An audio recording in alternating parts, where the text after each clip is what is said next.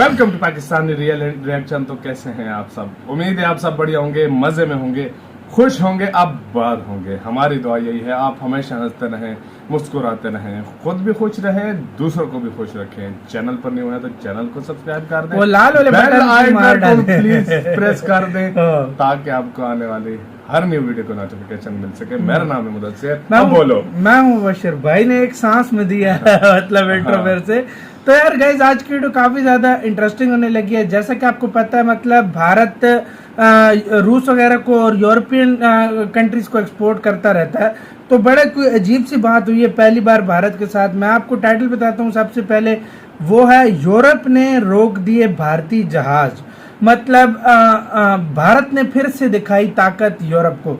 मतलब यूरोप ने कोई जहाज रोक दिए भारत के, जो ट्रेड वाले मतलब जो गुड्स लेकर जाते हैं वो जहाज रोक दिए यूरोप ने। भारत ने फिर से एक बार यूरोप को ताकत दिखाई है। उस बात पर क्या हुआ है और क्या सीन हुआ है ये वीडियो देखेंगे तब पता लगेगा। यूरोप फिर क्यों पंगा लेना चाह रहा है भारत से, ये मुझे समझ नहीं आ रही। और भारत ने भी फिर ताकत दिखाई है। देखते हैं यार, वीडियो देखकर ही सही हमें इन्फॉर्मेशन मिलेगी। इंडियन अफेयर्स का वीडियो, इनकी वीडियो का लिंक मिल जाएगा। हाँ क्या हो सकता है, किस वजह से भाई वो वीडियो देखेंगे तब सही से पता लगेगा। इंडियन अफेयर्स का वीडियो, इनकी वीडियो का लिंक मिल जाएगा आप लोगों को डिस्क्रिप्शन में। काउंट डाउन करते हैं 3, 2, 1 एंड स्टार्ट। कई बार सालों पहले की हुई इन्वेस्टमेंट मुश्किल समय में काम आती है।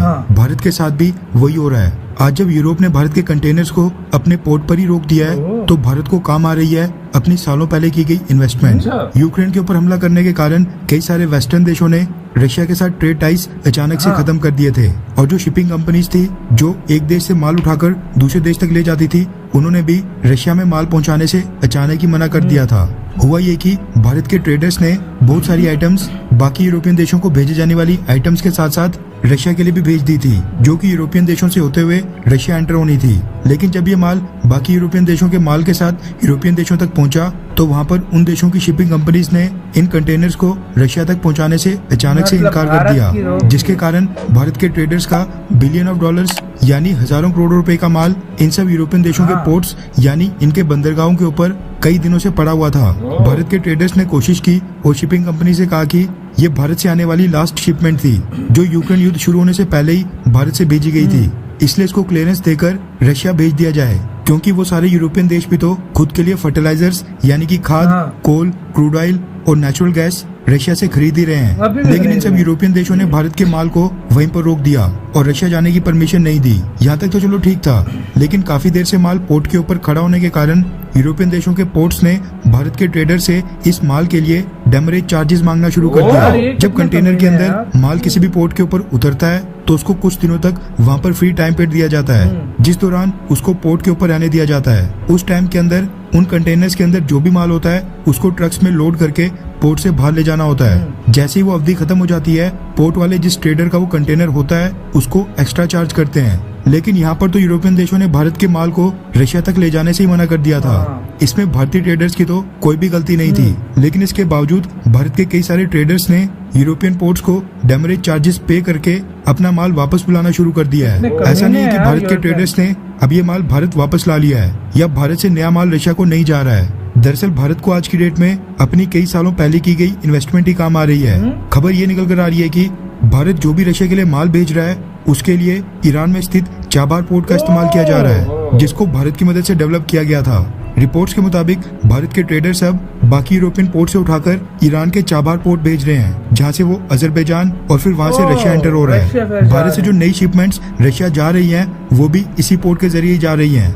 ईरान और अजरबैजान दोनों के रशिया के साथ बहुत ही अच्छे संबंध हैं और ये दोनों देश भी खुशी खुशी भारत के माल को रशिया तक पहुंचाने के लिए राजी हैं। इस तरह से अब भारत को रशिया तक माल भेजने के लिए किसी भी यूरोपियन देश या उनकी शिपिंग कंपनीज के आगे हाथ भी नहीं जोड़ने पड़ रहे हैं। और दूसरा तो स्ट्रेटेजिक चाबार पोर्ट के ऊपर भी ट्रैफिक अच्छा खासा आ रहा है, जिससे ईरान भी काफी खुश है। इसके अलावा भारत के कुछ ट्रेडर्स ने टर्की और चाइना के रास्ते भी रशिया को शिपमेंट भेजने की कोशिश की है। चाबार पोर्ट के रूप में भारत ने जो ईरान में इन्वेस्टमेंट की थी आज वही भारत के काम आ रही है। यूरोप जितनी मर्जी कोशिश कर ले, भारत से माल रशिया तो जाता ही रहेगा।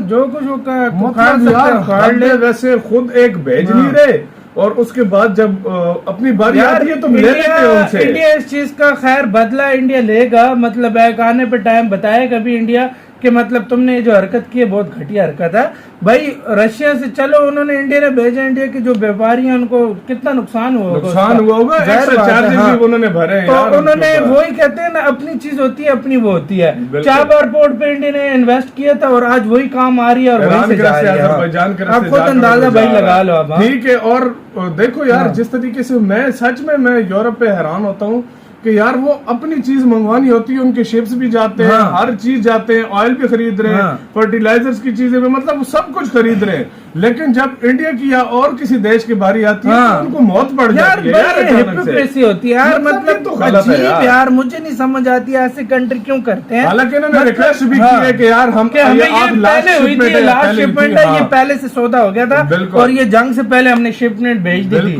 अच्छा, फिर ऊपर से पैसा भी लिया कि तुमने खड़ा किया और तुमने मतलब यार ये देखो। लेकिन मैं एक बात बताऊं, जब भारत ने भी ताकत अपना शो किया, अभी हाथ नहीं फैलाने पड़ेंगे। यूरोप को जब जरूरत पड़ेगी ना तो मेरी बात याद रखना, जब वो मांगेंगे ना इंडिया से, ठीक है इंडिया दे देगा, सब कुछ करेगा, लेकिन अपनी शराइत अब रखेगा हर किस्म की। मुझे जिस तरह लगता है और रखनी भी चाहिए यार। यूरोप हमेशा से ऐसा करता है, वो मतलब एक वो कहते हैं ना, उनकी वो अकड़ कभी खत्म ही नहीं होती। मतलब हाँ, वो हर जगह पे वो मतलब मैं अपने आप को कहता है कि हम बहुत ऊपर गए, हम बहुत तो पे मतलब हम जिसको बोलते हैं ना खान है हम। लेकिन इंडिया इनकी एकड़ी बहुत बार बंद भी कर चुका है और आगे भी करता है। लेकिन यार इंडिया ने क्या दिमाग देखो, इंडिया ने बोला 4 बार से हम करेंगे, लेकिन अभी चाइना से भी कुछ माल भेज रहा है और इंडिया टर्की से भी भेज रहा है। मतलब देखो फिर भी जो भी होता है ना, एशियन कंट्रीज एशियन होते हैं, यार मतलब, लेकिन हेल्प कर देते हैं। देखो चाइना से भी अभी माल जाएगा, लेकिन इसीलिए कहते हैं यूरोप को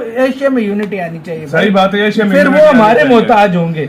यूरोप वाले जिस दिन एशिया में यूनिटी आ गई वो हमारे मोहताज हो, वो मोहताज हो जाएंगे। वो मतलब वो चाहकर भी कुछ नहीं कर सकेंगे। मतलब अगर वो कोई किसी चीज पे रोक लगाएंगे ना, अगर एशिया में यूनिटी हुई तो वो कहेगा हम पाकिस्तान और इनके भी रिलेशन अच्छे हो, इंडिया इजिली यहाँ से भी कर लिया करे और उधर से भी कर लिया करे। इससे यार मतलब क्या होगा, एक मतलब एक अच्छा वो इम्पैक्ट पड़ेगा। इसका मतलब फायदा भी इस तरह बहुत होगा अगर यूनिटी हो गई तो। और जरूर होनी चाहिए। मैं तो कहता हूँ एशिया में जिस दिन यूनिटी आ गई, मैं तुम मुझसे लिख कर ले लो, किसी भी यूरोपियन कंट्री की इतनी हिम्मत नहीं होगी कि किसी कंट्री के ऊपर वो आंख उठा कर देख। और यार देखा जाए तो अब यार मैं कहता हूँ इनको इंडिया मतलब आप ये छोड़ो यार, हम क्या बोलेंगे, आप लोग गाइस बताओ आप लोगों का इसके बारे में क्या थॉट्स है। मतलब आप लोग क्या सोचते हो, यूरोप ने सही किया गलत किया, कमेंट सेक्शन में बताओ। इधर ही वीडियो खत्म करते हैं। अपना बहुत बहुत ज्यादा ख्याल रखना। तो यार बाय।